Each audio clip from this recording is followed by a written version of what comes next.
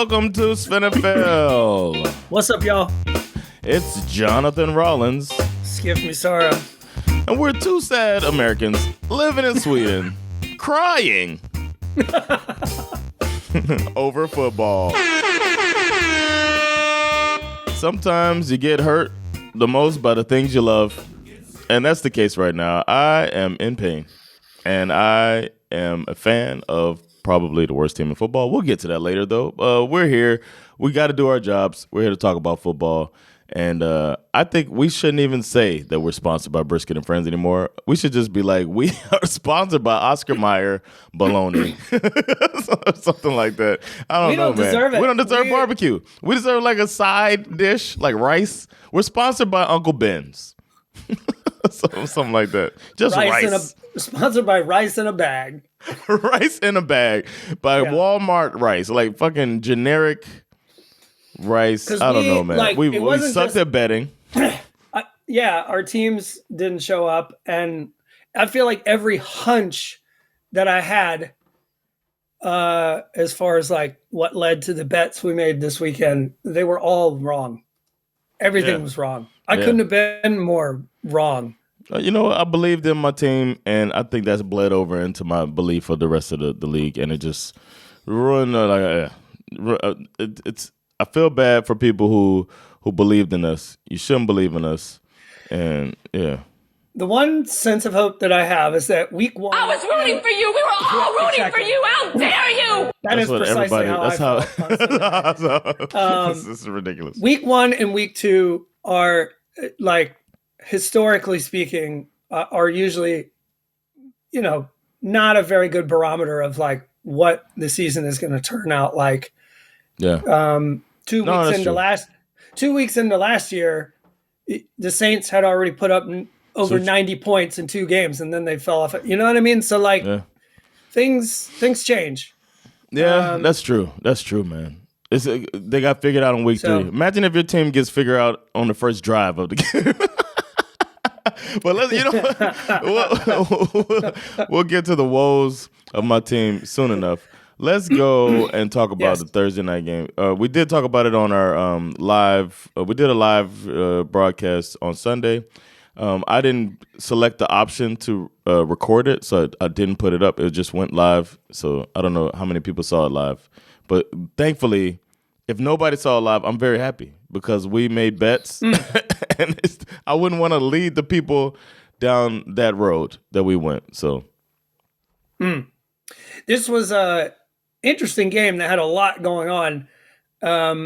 You had my man, former Bulldog Jalen Carter, ejected before the first offensive snap of the game for spitting on Dak Prescott, which was a little gross. Yeah.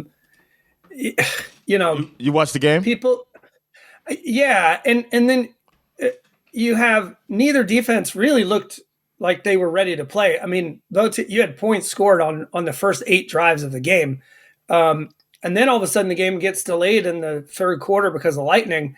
And then it's like the game kind of fell off a cliff. Like nobody really scored much after that. You had a huge, honestly, the Eagles could have easily lost this game if CeeDee Lamb doesn't make those drops late in the game. Yeah. He had 3 key drops. Two of them were legit drops. One of them was a diving catch that, a lot of people are saying like, well, I don't count that as a drop. And I'm like, you know what? CeeDee Lamb gets paid a lot of money to make that catch. There's 5 or 6 receivers in the league that I don't give a fuck how hard the catch is. You expect him to make that catch. It's in his hands. He's diving. He drops it. On the other side, you had A.J. Brown getting 1 target, 1 catch the whole game. Yeah, they were reduced to, creation by Jalen Hurts on offense, and he had 2 rushing touchdowns. We called it again. The Hurts Allen fucking. We said this in that. That's the one thing we got right in our betting episode is that we call it the Hurts Allen parlay. Yep. Bet it every week. Hurts and Allen will get a rushing touchdown together, and it happened. I think they both got 2. this in the games. Yeah. He could have bet he doubled it up and got a whole lot of money probably. But that's what happened. Jalen Hurts ran for 2 rushing touchdowns and he threw for he ran for 62 yards. I was like, what? He threw for 152. So it's nothing super impressive. I mean, he had a couple misses, but it was just like it was a good ass game though, a good first game, and I thought Hurts looked great. The Eagles squeaked it out. Yeah, I was. Dallas looked better than I expected. Yeah, and just oof. Yeah, we'll talk about that later. I felt like Jalen Hurts looked exactly the way I remember him from last year. Right. Yeah, I think he's a really, I actually don't really ding him for not throwing the ball to AJ Brown. No. To be honest, like I feel like he's turning into, and this is something that, whatever, I don't want to get on my high horse as an ally, but I feel like if he was white, we'd be out here calling him a field general. Oh, yeah. You know what I mean? Yeah. Like, why are we questioning the general? He'll throw it to AJ Brown when he's open. Yeah.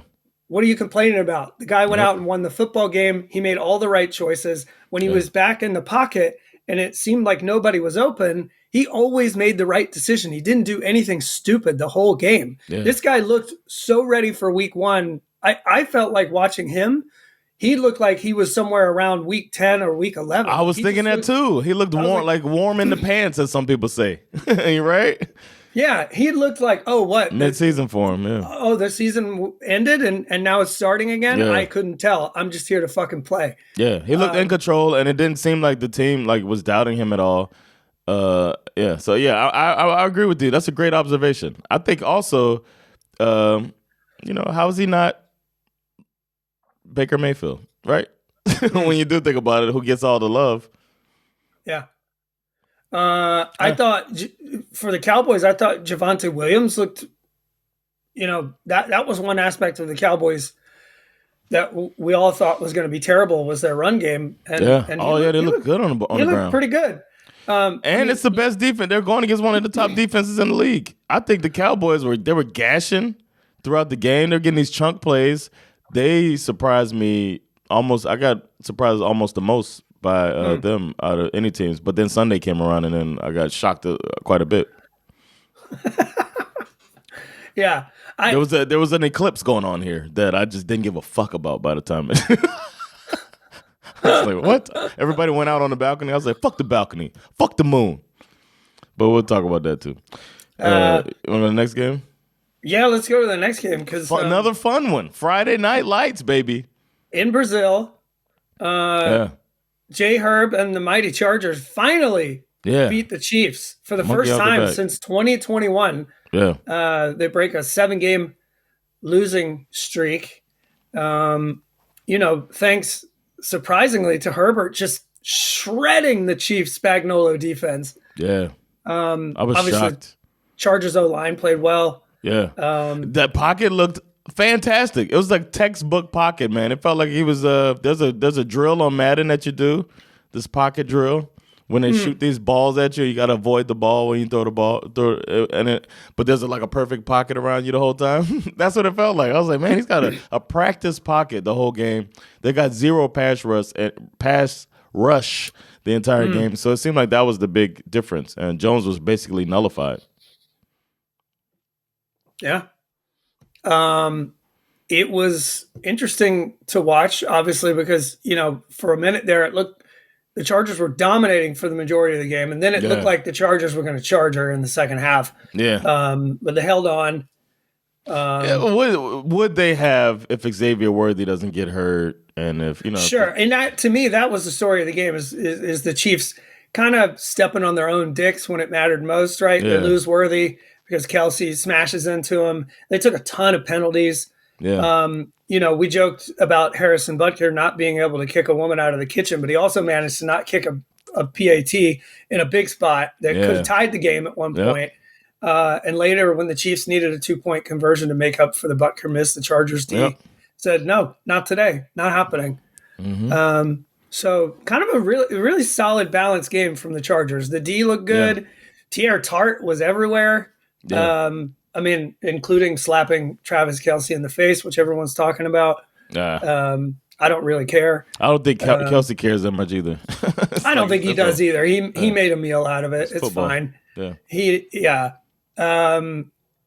Keenan Allen. Everyone was like, "Is that guy still got something?" Yeah. Apparently he's got 68 yards and a touchdown in him.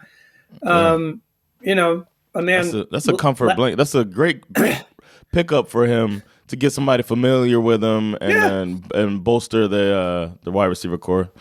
Chargers doing it right, man. And Quentin Johnson, the guy who can't hold on to a football, goes 79 and 2 touchdowns. So, you know, go Chargers. Yeah, it was a good game, and I didn't leave worried. I left. I felt like I learned more about the Chargers, and I got more hope for them, for their fans. But I'm not worried about the Chiefs, of course. Yeah, no, that'll be fine. Was I worried about the Bengals? Yes. At one point, I thought they were going to lose again. I was like, damn, the Zach Taylor hot seat might be coming back when they went down. But then the Browns browned it, and then the Bengals won. Browns are going to the doodle Browns doodled. Yeah. I mean, you know, for this game, I think the story is, I mean, you know, they kept going to this stat of the number of times that Myles Garrett has managed to sack Joe Burrow. He just, you know, some players just love, you know, some defensive players, like they just love sacking a particular quarterback. Oh, yeah. And that appears to be one of his favorites. You know, the Bengals looked pretty good out of the gate, but they definitely have some questions to answer. Yeah. Offensively.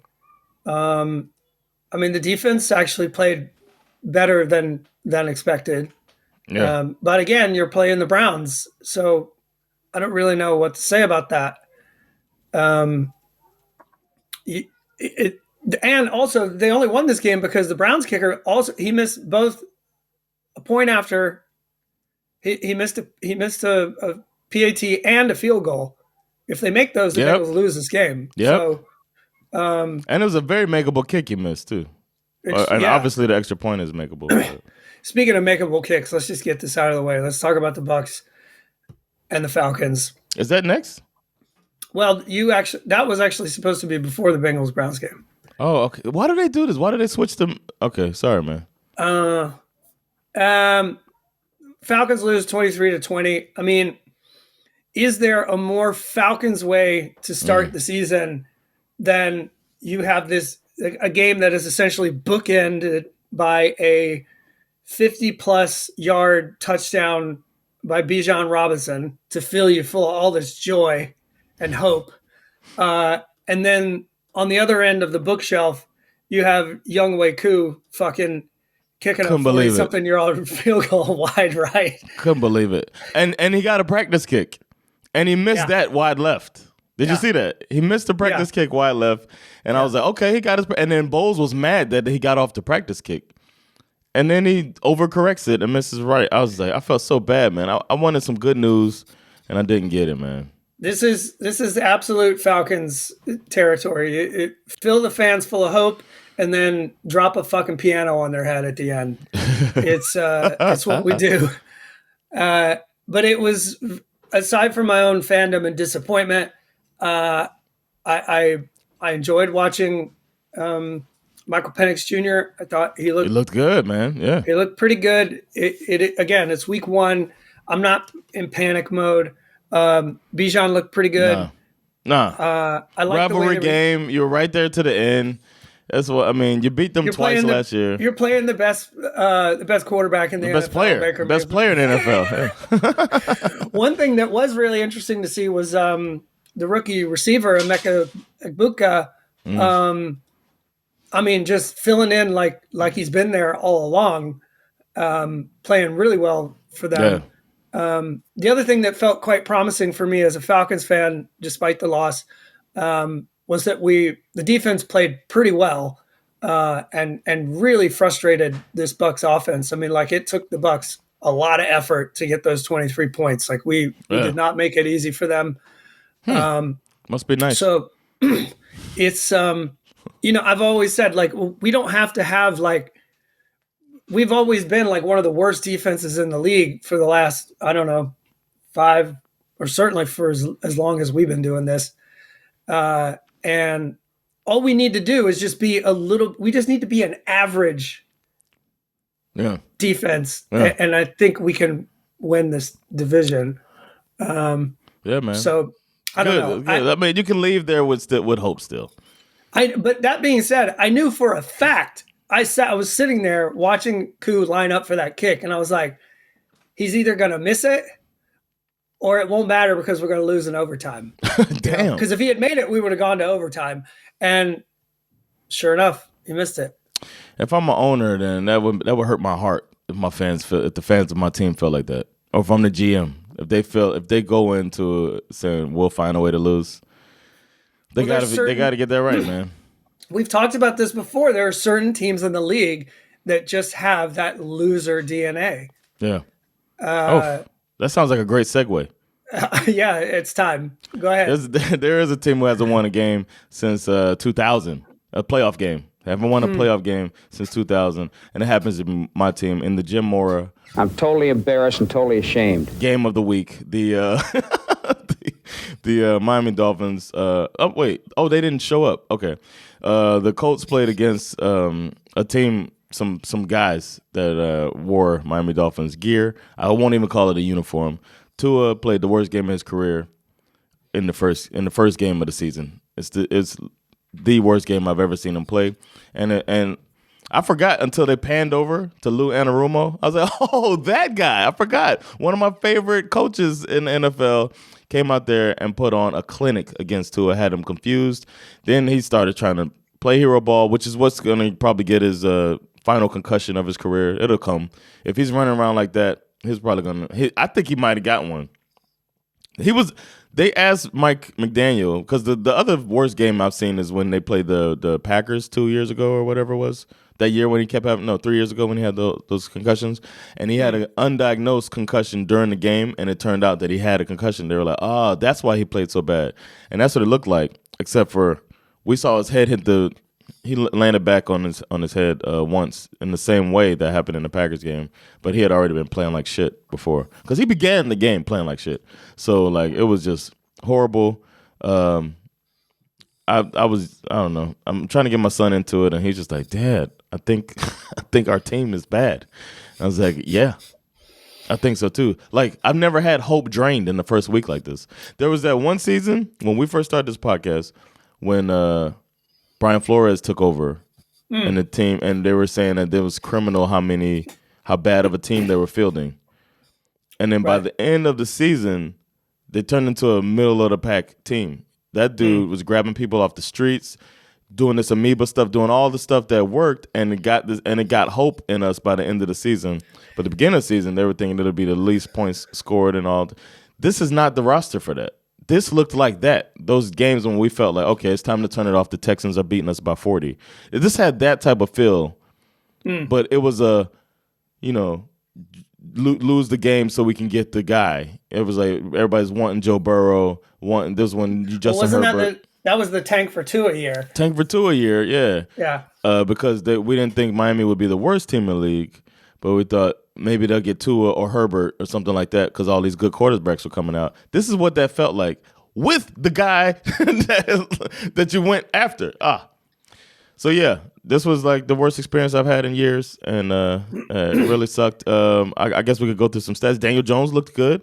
We made him look good. Jonathan Taylor didn't have to do much, but he still got 71 yards rushing. And then we were like to the point where at least we don't get blanked. Let's not get blanked. And then throw some swing pass to HN, who fights his ass off on 4th and 1 to score in garbage time, and we're cheering like we won the Super Bowl in my living room when I made a wonderful spread. You saw my spread. It looks really good. Top-notch spread to sit there and you know what? Even if the Dolphins didn't show up on Sunday, Jonathan Rollins fucking showed up on Sunday. I showed up. I did my part. I did my part. I showed up, had my team, my spread. I had my sliders. I did my chopped cheese sliders. I did my pepper jelly cream cheese dip. Everybody was raving about it, and all they had to do was you don't have to win. Put up a fight. Give us hope, and it's gone. I feel like, I mean, it was just such a terrible start. I was sitting on the sofa going, "Oh no, oh God," And when this friendship that we have, it's like I feel your pain as I'm watching. yeah. What was it? First possession is a pick, and then it's a He fumble, overthrows, then he fumbles, then then after a drop pick, throws another pick. It's like they obviously know what you're doing, and if they are keying in on these underneath throws, throw deep. You still got Tyreek Hill, you still got Jalen Waddle. Yeah. Test it. Stop thinking everybody's falling for your head fakes and your little fancy shit. It's not working anymore. The league has figured it out 2 years ago. Why are we still doing it? And it makes it look like Mike McDaniel is not qualified to coach this team, man. And we'll talk about it later in the show. His seat is going to get very hot for sure. As far as the Colts are concerned, again, week 1, and the Dolphins played terrible. So I think it's a little difficult to get too excited about Daniel Jones, even though he played well. He played with a short field almost the entire evening. So we'll see. And get momentum and then run into the kicker when he punts it. It's just like it was that type of game. No phase of the team was good. But another team that's not good, thankfully, is the Patriots. But they still looked better than the Dolphins, though. But the Patriots lost to the Raiders. You got something about that? Well, I just think it's kind of interesting. Again, we have this ongoing narrative where they're trying to make something out of Drake May. 46 pass attempts. Looked pretty average, in my opinion. Threw a really bad interception. And on the other side of the field, you had the guy who is what I would call the real deal. Fucking Geno Smith was just out here dealing. Yes. Like right out of the jump. This felt like a 1970s Raiders game where it was like, I don't know if it was the first play, but it was definitely the first drive where Geno just uncorks one for that first touchdown of the game. It was just like, because that's how the Raiders used to be. They were like, it's the first play of the game, and we're going to go 80 yards to the house on play number 1. That's the way the Raiders used to operate. And I thought that was pretty cool. It was fun to see him in a new uniform playing well. Ashton Jeanty my man Brock Bowers played great. He pulled up with an injury at some point in the game, so we'll keep an eye on that. But he looked like he hasn't missed a step. Jeanty did not look that special. But again, it's week 1. We'll see. Yeah. You got to remember, guys like Derrick Henry didn't look special in his first game either. You know what I mean? Marshawn so it's like, Lynch. Give the guy some time. But yeah. Yeah. It looks promising, man. The West, AFC West, it looks like there's bananas over there. Also, Jacoby Myers looked really good as well. This is a guy who has been trying to get a new contract all season. I didn't realize this, but until they said it on the broadcast, this guy didn't drop a single pass last year. Oh, wow.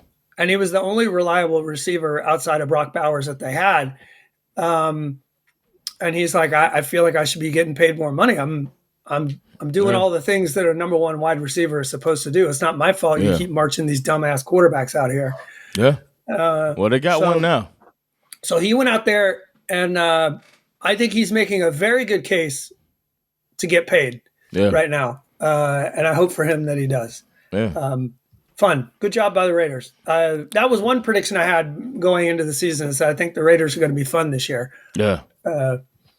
Teams that will not be fun this year, because they're never fun. The New Orleans Saints, fuck the Saints, lost to the Cardinals 20-13. I mean, what do you say about this game? Honestly, I thought it was going to be more of a blowout. I did too. I mean, obviously, the Saints are a very proud football team, and especially when it comes to defense. I did not think that they were going to let the Cardinals come in and boat race them in week 1. That being said, Kyler Murray obviously outplayed Spencer Rattler because, Spencer Rattler is not good at football. Well, his coach must have thought he was good. He threw the ball 46 times. That is not how the Saints are going to win football games. They just need to keep giving the ball to Alvin Kamara because he he's still got some juice, I think, which is kind of surprising. You sort of forget about him every year, and then he comes back and does stuff. One promising thing for the Cardinals is that this year is getting off to a much better start for wide receiver Marvin Harrison Jr., who had a somewhat disappointing campaign in his rookie year. Certainly didn't live up to his first round hype, but now he's starting. He looked really good. 71 yards and a touchdown. He looked extremely reliable. I think this guy might be special this year. Yeah, and watch out for Trey McBride, y'all. They're really targeting him a lot. Definitely, McBride is he's pretty good. Somebody who's had a pretty good career has landed in Pittsburgh with a pretty good coach. And who thought this was going to be a barn burner? The Jets and Steelers going at it back and forth. We bet the under. Yeah. Oh, yeah. We got nothing right. So, I mean, we'll get to it later. But if not for the Bills-Ravens game, this is game of the week. Yeah, agreed. This was crazy, man. I mean, Rodgers went off 4 touchdown passes. Looked fantastic. Justin Fields, obviously, he played the way you would expect him to play. He didn't throw the ball a lot, but he did amazing things with his legs, escaping pressure, getting out of the pocket. Some really good passes, though. He did have some good passes. I mean, he had some bad ones too, but he had some. I was surprised at some of the way at first they leaned on the pass game a lot at first. Yeah, he had 2 rushing touchdowns. I gotta say, both of these teams looked way better than I expected. Yeah. Now, is that because they played each other? Good question. That's one of those things, man, with early in the season, man. There are also unknowns. The ones we don't know. So there's that. Also, the Steelers lose this game if the Jets don't fumble that punt. Yeah. You know what I mean? It's part of the game, man. Secure the ball. I mean, it took some luck to pull this off. Yeah. But that's football. You know what I mean? I was a little surprised that the Giants didn't put up more of a fight. Playing the Commanders. Talk about one of the hunches that I got wrong. Yeah. You said they will win. I did. Russell Wilson looked terrible. Yeah. I mean, part of that was Jeez. I don't know, I guess maybe you want to blame the Commanders, or sorry, the Giants offensive line, but I mean, Russ goes 17 for 37, 168 yards. The only reason he didn't throw a pick is because he didn't have time. You know what I mean? That's terrible. Yeah. Meanwhile, Jaden Daniels didn't look that hot either. I mean, he obviously looks good escaping pressure and stuff, but they had to work for their points as well. Yeah. And it's the Giants. Debo looks good as a Commander. All this offseason shit of people like making fun of him for being fat. He looked fine to me. The only concern with him is obviously, staying healthy. As you get older, you get a little more injury prone. Yeah, especially if you don't take care of your body too. Like if you're looking fat, then you're probably not taking care of your body. So that's a big concern. But for now, I mean, when he's on the field and he looked good, so it looked like a smart pick. I forgot, and I always forget. Like, oh shit, yeah, they have Debo, and you realize it when he has a big play, and he had a few. He's such a fun player to watch. Yeah. So I always root for him to stay healthy because he's more fun when he's in the league, because the way you can use him, and they did it, you know what I mean? They did that same stuff that the 49ers did. They hit him with some jet sweeps and some and whatnot. And screens and shit, yeah. Yeah, he's a fun-ass player to watch. Cliff Kingsbury with Debo and Jaden Daniels, it's going to take a while for the defenses to figure that out. So I can see the Commanders having a strong beginning of the season. We'll just see what happens when the adjustments happen. I'll tell you, a player is not fun to watch. Bryce Young for the Carolina Panthers. 18 for 35, 154 yards, 1 touchdown pass, 2 interceptions. One of them was I mean, he was terrible. Yeah. And this whole narrative from last year, that Bryce Young had kind of figured it out. Yeah. I've never been on that train at all. No. I mean, I was hoping for it. Young quarterback like that, you kind of hope for it, but then you see it and just like sometimes you don't believe, man. You don't believe what you see. Like it's just like sometimes when even Justin Fields, when I was watching him in the pocket sometimes, and you can just see the eyes come down. It's just like some stuff is just it's that quarterback, and but I feel like the Jets just on one game, it looks like they're trying to maximize, bring him to the top of his potential, and I don't know where Bryce Young. Maybe the top of his potential was the end of last year, and maybe he's topped out. I don't know. I mean, this is a difficult game to assess. At the end, looked good. Especially from the Jaguars' perspective, because it's like, they didn't play super great either. Travis Etienne was on fucking fire. Etienne was really the man of the match for sure. He had 16 carries for 143 yards. He was fantastic. Trevor Lawrence looked pretty good in the pocket. I don't know. They beat the Panthers, so it's like it's kind of hard to say. Travis Hunter looked fine. He looked fine. You know what I mean? Like he looks like he belongs on an NFL field. They played him mostly as a receiver. They threw him in, for a couple of packages on defense. I think they're doing exactly what they need to do. Yeah. Just get him in there, get him warmed up, try to figure out. This is going to be a trial and error kind of situation for them, and they just need to find the right recipe and see what works. So, but yeah, good for the Jags. You beat a terrible football team in week 1. You know what? One thing we got right though. What's that? Broncos defense is good, and that was going to be under.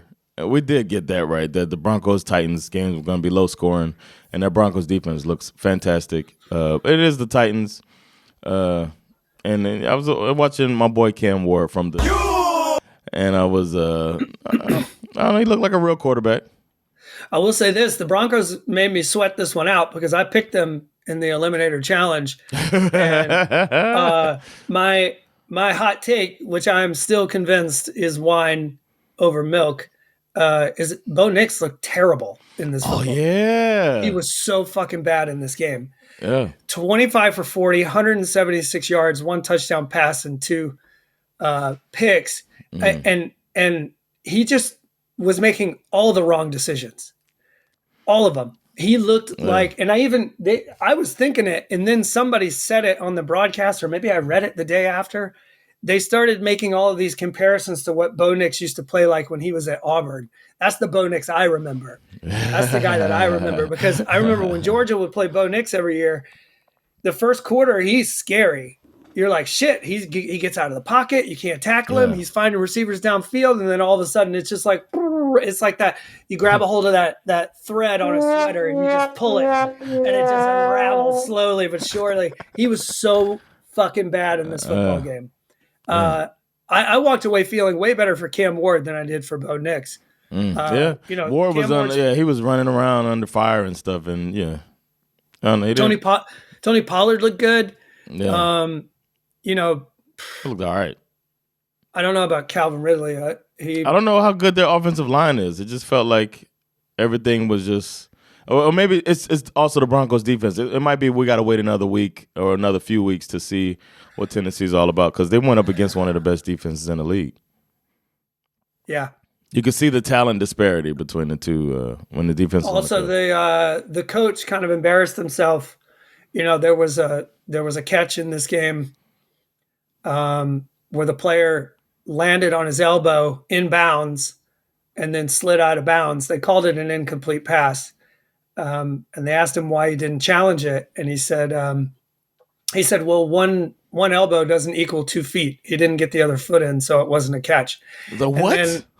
And then it got explained to him, and then the day after, he was like, "I made a mistake." Damn. I should have challenged it. He didn't understand the catch rule. So that's not a good look. I had that in the Dolphins game. It was an obvious challenge, and then Mike McDaniel didn't challenge it. And it's like he missed like every challenge last year, and it was one obvious challenge.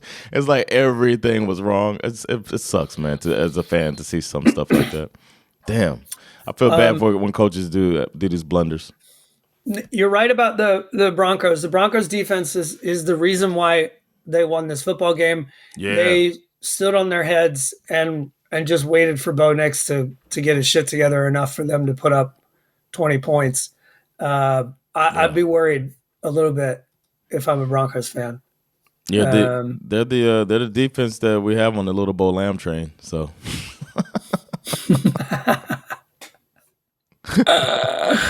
Even though I got Bo's on there too, but yeah, Bo let me down, but the defense picked it right up where he. Are we worried about the 49ers at all? Man, I want to say something about them. Maybe that was almost it's not. I had a few things that were possible. Shit got learned. Shit got learned. This was a contender for it. It didn't make it, but Robert Saleh is back. That defense. Even though everybody's worried, they gave away some of these players. They're like, oh, man, is it going to be bad? You know, they fired defensive coordinator 2 years in a row and all that shit. That defense was flying around and tormenting Sam Darnold. So I felt like the offense, you got Mike, that combination of Kyle Shanahan and Robert Saleh, I think the 49ers, I felt more confident in them winning that division and winning games in different ways all season. So, yeah, maybe I'm not it's worried just, at all. You know, again, week one, maybe it just takes a minute to get the offense kind of cranked up and humming. Purdy did not look very good. He threw 2 touchdowns, but he also threw 2 picks. Yeah, but they were in the game the whole time because the defense was so good and just stifling the Seahawks.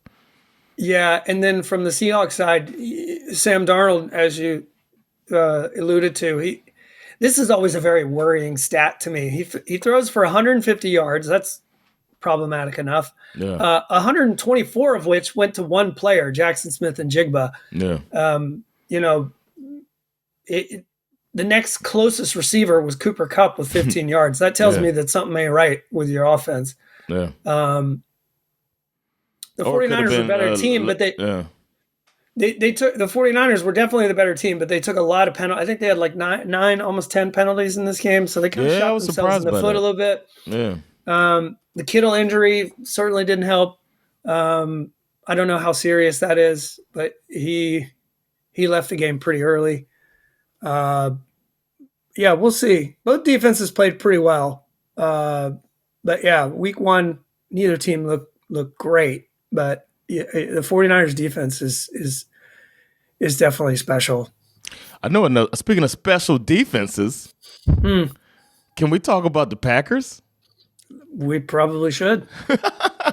That defense looked good, man. Holding one of the most prolific offenses of the last 3 years to 13 points. 4 sacks, too. 4 sacks. Out and here. A pick. Yeah, man. So they're out here looking good. And one of the picks is they're saying because of this new addition to the team who's still getting his feet wet. Michael Parsons' pressure causing a bad throw for an interception. And he got one of those sacks. Yeah. And just as important, I mean, they just annihilated this Lions run game, which is really kind of the Lions' bread and butter. If you stop that run game, the Lions are really in trouble if they can't run the football. Jahmyr Gibbs only had 19 yards rushing. David Montgomery had 25. I mean, that's the key to beating the Lions is to stop the run. So yeah, they made the Lions look pedestrian, in my opinion. Yeah, they did. Little surprising. I don't know if I'm not ready to sort of like get on this train that the Packers are ready to just steamroll through the NFC North. I'm ready. And that the Lions window is closed. I'm not ready. No, not that the Lions window's closed, but no, but all of that might be true. Yeah, it might be true. It really might be, but I'm just not. Again, like I said, Week 1, we don't fucking know. No, we don't know. I would say don't be surprised if the Lions come on later in the season and look like they did last year, just because it's a lot of adjustments for a team. That a lot of stuff was poached from them because they were so good. So, in a way, I think Dan Campbell's he'll get it right. In some ways, I think this is actually a good result for the Lions because it's like you won too many football games last year. You know what I mean? You won 15 games last year. The best thing that can happen to you in week 1 of the next season is to get punched in the teeth and be reminded that nobody cares how many games you won last year. Yeah, you're going to have to work. Don't matter. Yeah. So hopefully that's how they respond. Yeah, man. I wonder how the the Texans are going to respond, only putting up 9 points against the Rams. That was a surprise, man. This might be one of the few hunches that comes true for me too. They look. I mean, the offensive line was terrible for the Texans. I was going to say that, man. That was the problem last year, and they didn't address it. Mm-hmm. They got rid of Larry Tunsil, and they were just like, "No, we'll be all right." And it don't look like they'll be all right. We'll see. They got a new offensive coordinator. I was believing in it, but it's only week 1, so I'm not going to hit a panic button. But it just felt like C.J. Stroud was running for his life the whole game. Yeah. I still haven't figured out, like, it was very confusing for me to lock in on what number Nick Chubb is wearing now. So I was like, it was good to see him back out there. Yeah. But he didn't really he's had 60 yards on 13 carries. I mean, the Texans offense was just like really not good at all. Can I say another potential shit got learned?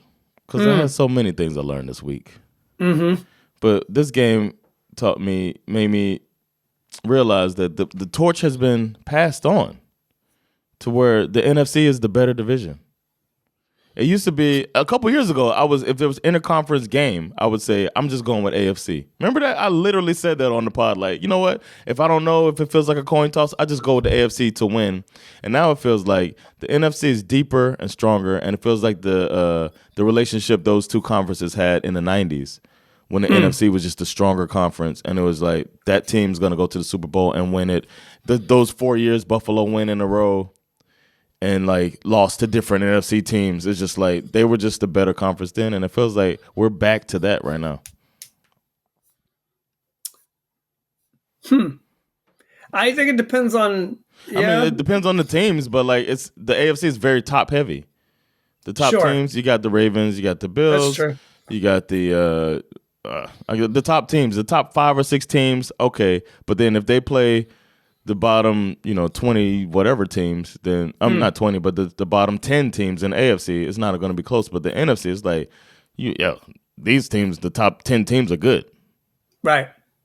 That's what I mean. It's a deeper. Maybe you're right. Maybe it's more top heavy in the AFC, and there's a little more parity on the NFC side. Yeah. This game, there's not really much to talk about in this game. I will say from the Rams perspective, like this is, you got to be able to win ugly football games. And that's what they did. And the defense for the Rams, those motherfuckers did their job. Yeah. They were flying around. They look great. Shout out to Puka Nacua, man, for the tough guy of the week. God damn. Yeah, he got popped, bleeding, came back in, had 130 yards, something. He's just like, fuck it, that guy's he's crazy. He's crazy. Then we got game of the week. Yeah. Shout out to these two teams, man. This might be the AFC Championship game if we're lucky. These two teams, it's so fun. I feel like the Ravens are a better team, and Buffalo just wins the game off on the back of Josh Allen, man. I mean, this was so crazy. I mean, they shouldn't have won. What was the score? They were up by 15 with like 4 minutes left or something like that. I mean, Ravens is that? It seems like the Ravens thing, right? Over the last few years, they've been saying this is what they do. And then King Henry fucking fumbles the ball. And they could have just run the clock out. So rough. Not run the clock out, but, take a big chunk off the clock. 2 things. One, Henry fumbles the ball, which allows they pull it to within what? One score. One score. It becomes a one-score game at that point. And then the Ravens, and this is where I blame the coaches, because then you still can win the game. You get the ball back, right? And then all of a sudden Harbaugh starts playing like a coach. You have Lamar Jackson, right?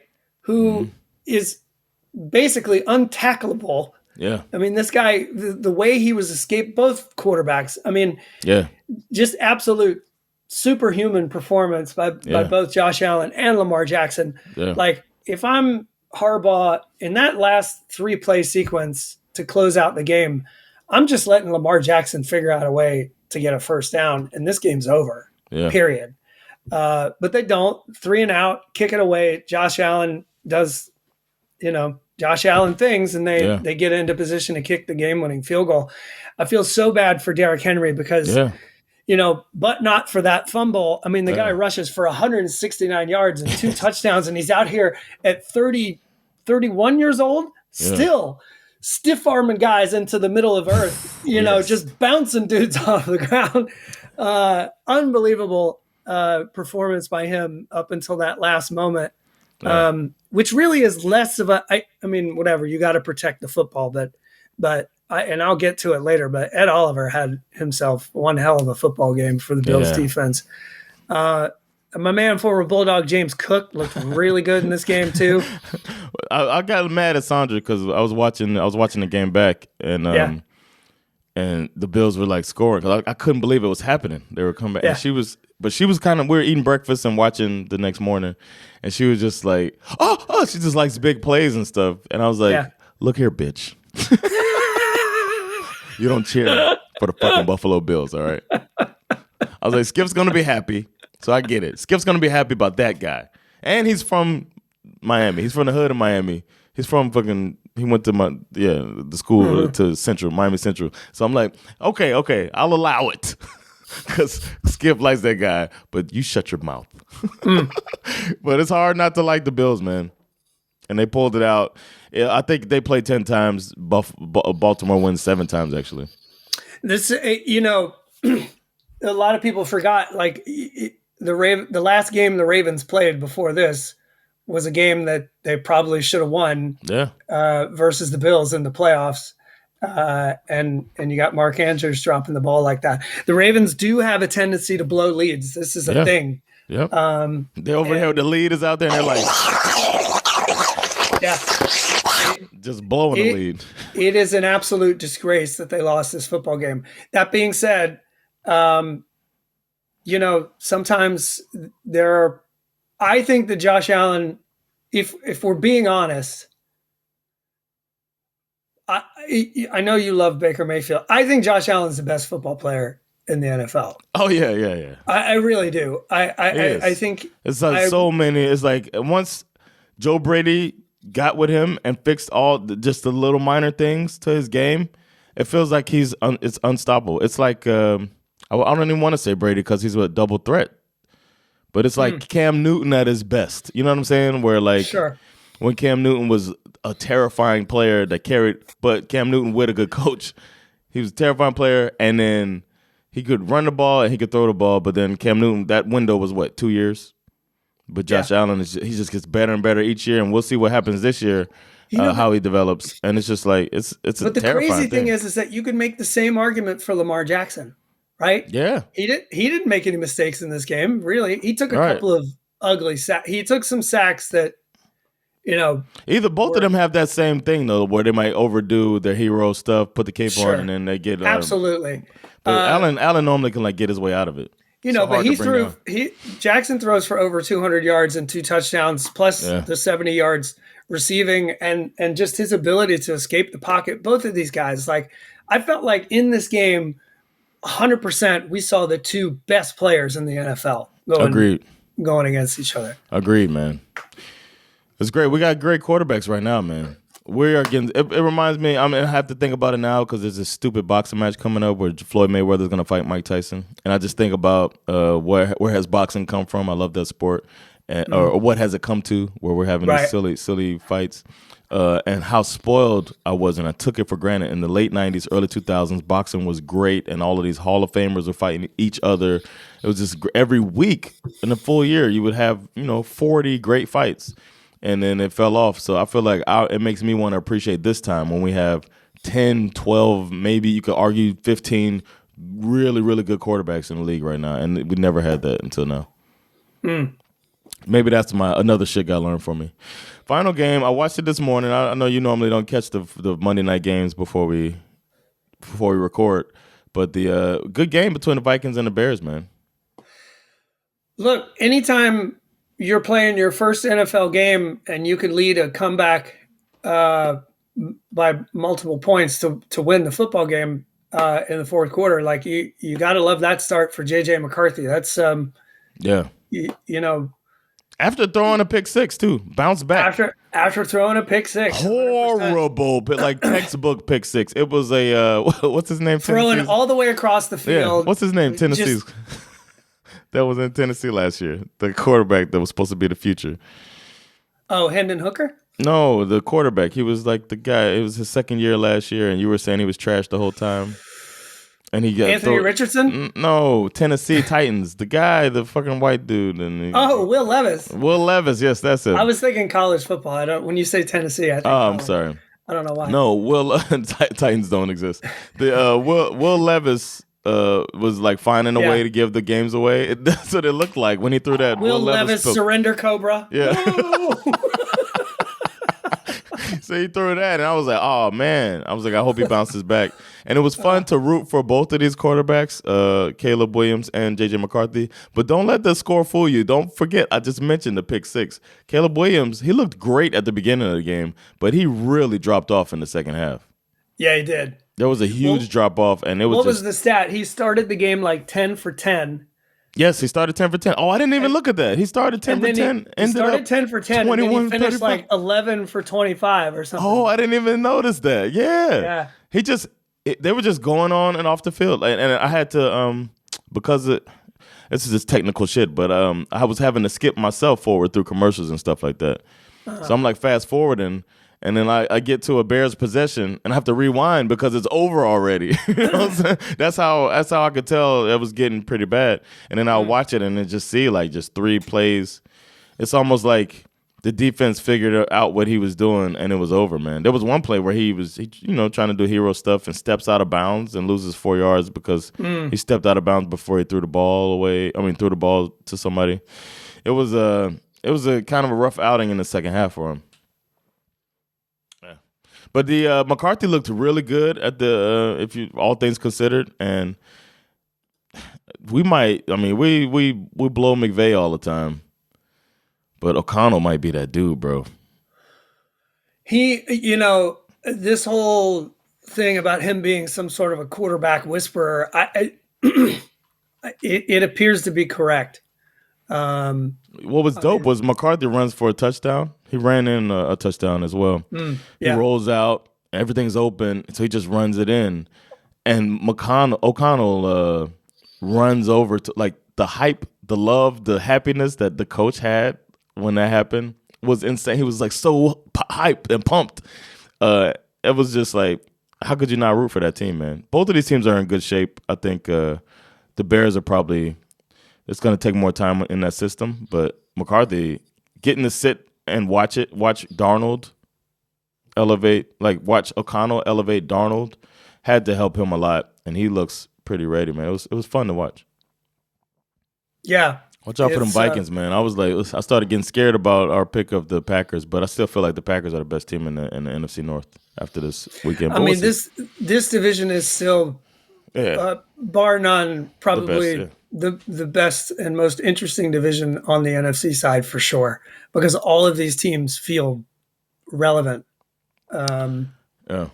Best coach coordinator combo out of these two is it 49ers or Vikings with Kyle Shanahan and Robert Saleh, or is it Kevin O'Connell and I think it's O'Connell and Brian Flores. Okay, I think it's O'Connell and Flores. I think you have two guys who have something to prove, and they don't.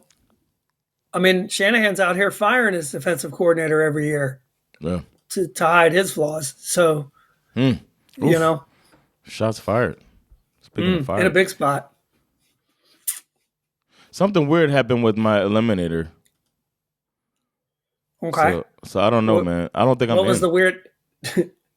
I thought I was in. I made picks for the first 3 weeks, and it looks like I'm not in. I don't know. So I think I'm out of the eliminator. We do have a leader in the Pigskin Pick'em. Phew, it ain't me.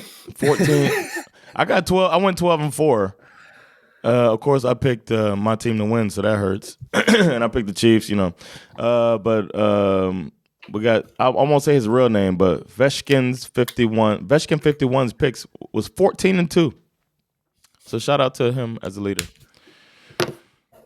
You want to get to superlatives? 1, 2, 3, 4, 5, 6, You went 8-8. I saw you, man. Oh yeah, that's so Falcons. I love it. I didn't go. I didn't pick the.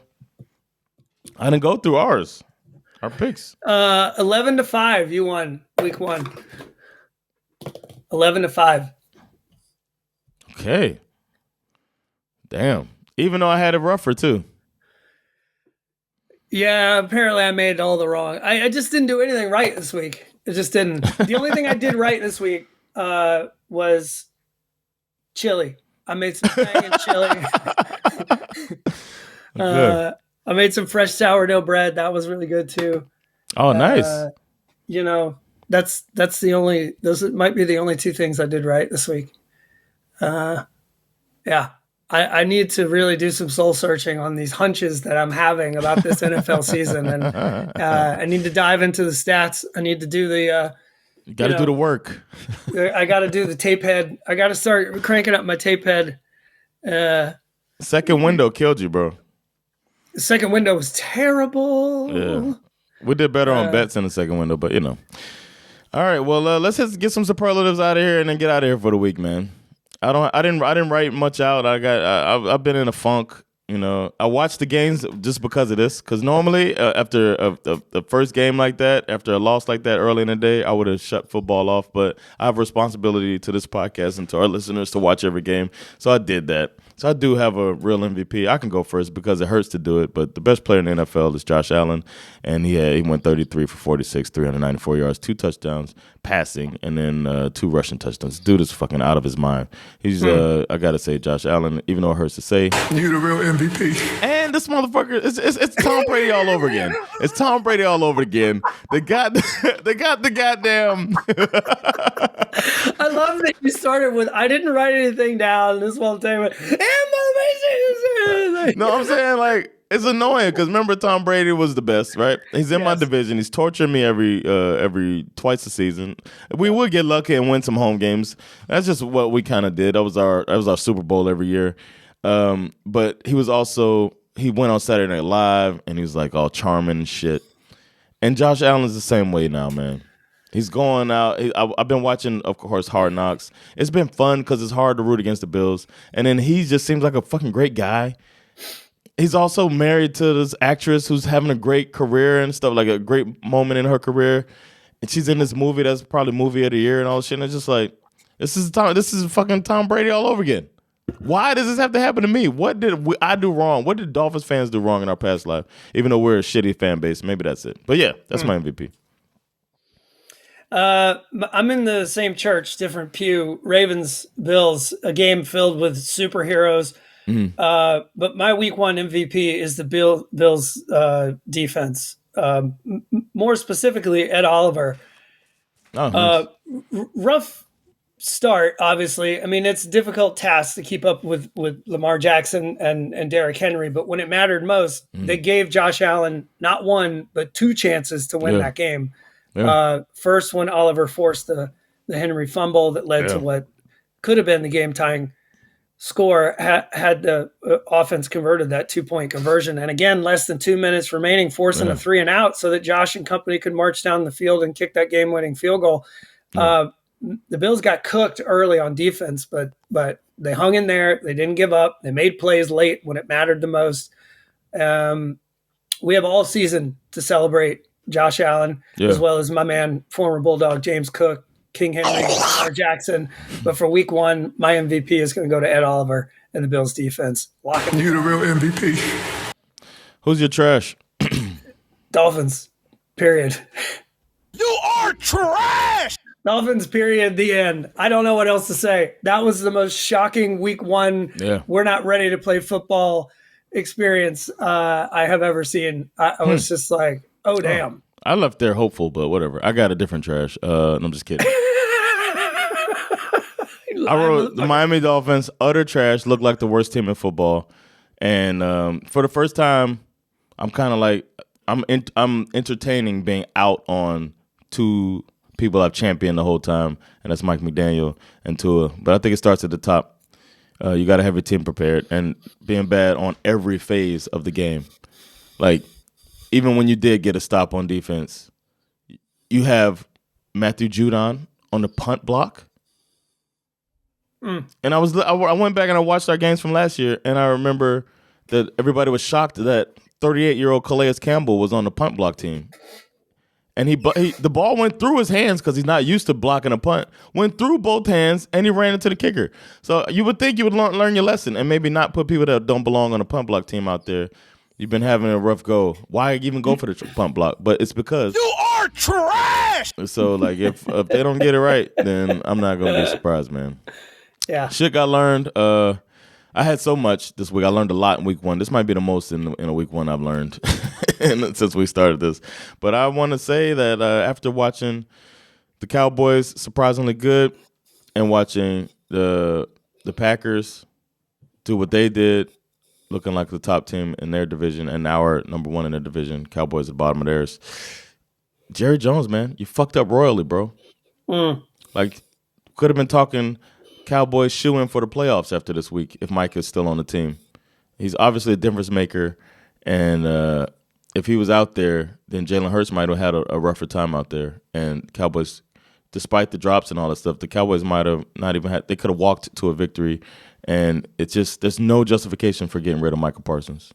And, yeah, so Jerry – you fucked your team up, and maybe you don't need to be GM anymore. I don't know, man. But that it just solidified that. And we'll see. It's probably going to solidify it even more throughout. But I'm already – that's what I learned. What you got? Side note, I would highly recommend anyone watching the Cowboys documentary on Netflix. If for no other – for me, I'm in the middle of watching it. And it's really, really fascinating to watch this documentary, which focuses primarily on the past. Right. Yeah. And obviously it's a lot of like narrative building for, Jerry Jones. Yeah. And it's called the Gambler and His Cowboys, all that kind of stuff. And it's really, really fascinating to watch this documentary that is glorifying the past while also sitting here on the couch thinking about the Cowboys as a present football team. Yeah. And who they are right now. It's really, really interesting to watch. For me, though, shit got learned. New year, new tools, new hope, but it doesn't matter because I was brutally reminded that the Falcons will always find a way to Falcon. Yeah. I'm not out per se. I'm just like, again, it's that loser DNA. Yeah. And sort of wondering, to myself, like, how do you get rid of it? You know what I mean? Like, we had these moments throughout Falcons history where it felt like Michael Vick was the closest thing that I think I can remember to like, okay, this franchise is completely altered. The earth has tilted. Everything's different now. We've never had anything like this before. Yeah. And then even that, I mean, talk about having a piano dropped on your head. Man. I mean, that was the I don't think we've ever had such a large piano dropped on our head there. But that is the Falcons in a nutshell. I still hope that they can figure this thing out and improve on some of the things that they did. But they brought in another kicker in the offseason to compete with Koo because Koo did not have a good year last year. Yeah. And then they put this little German fella on the practice squad. I'm kind of wondering if they might be get activated, switching that up, but we'll see. Also, the other thing I learned, side note, is that my hunches don't mean shit. I don't know anything. Yeah, man. I'm an idiot. Hunching like a middle schooler. Don't listen to me at all about anything. I know nothing. All right. I got some Speck to put out there. Yeah.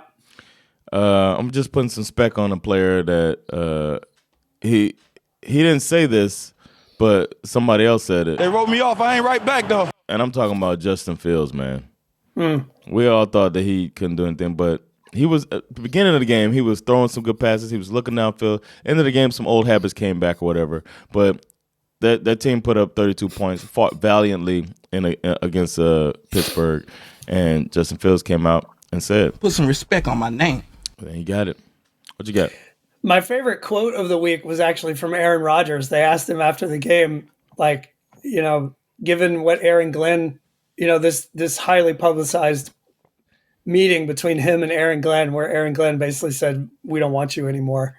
They asked him how he felt about beating them, and he said, "I was happy to have beaten everyone who is associated with the New York Jets." Damn. I was like, wow, that is, Rodgers says some crazy. He's acting like he's taking shit. no accountability for what he did to that team, man. No, of course, but you got to admit that's a baller quote. Like, Yeah, it is. It is. I like it. He's like pissed, but when you it's throw like, the 4 touchdown passes, you get to say that quote. You know what I mean? Yeah. For me, I'm going to put some Speck on Quentin Johnson from the Chargers. Dude got dogged so much over the last year. Obviously, it's his own fault. He had a lot of drops. In most fantasy leagues, this guy went undrafted. Okay? Everyone was just like, nah. But now he's out here making plays. Changing the narrative. Hot take. Maybe it's wine. Maybe it's milk. Uh-oh. But I'm calling this the beginning of a legit breakout season for Quentin Johnson. I just said that my hunches don't mean anything, so just remember that.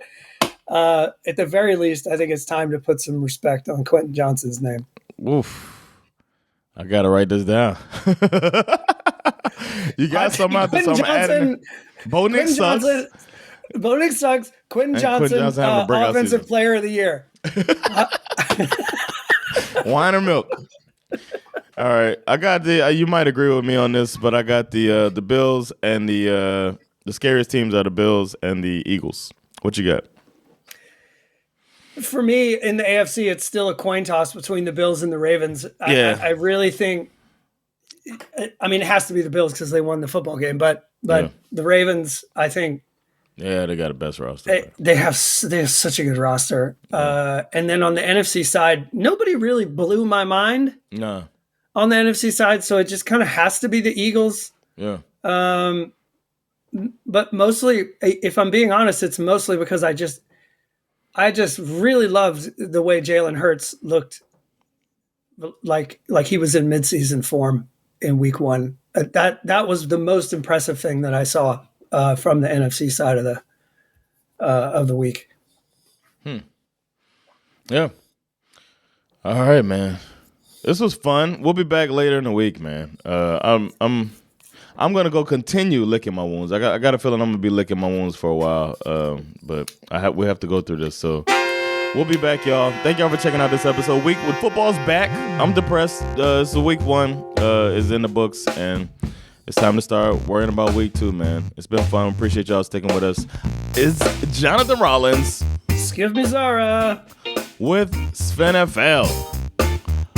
Peace. Later, y'all.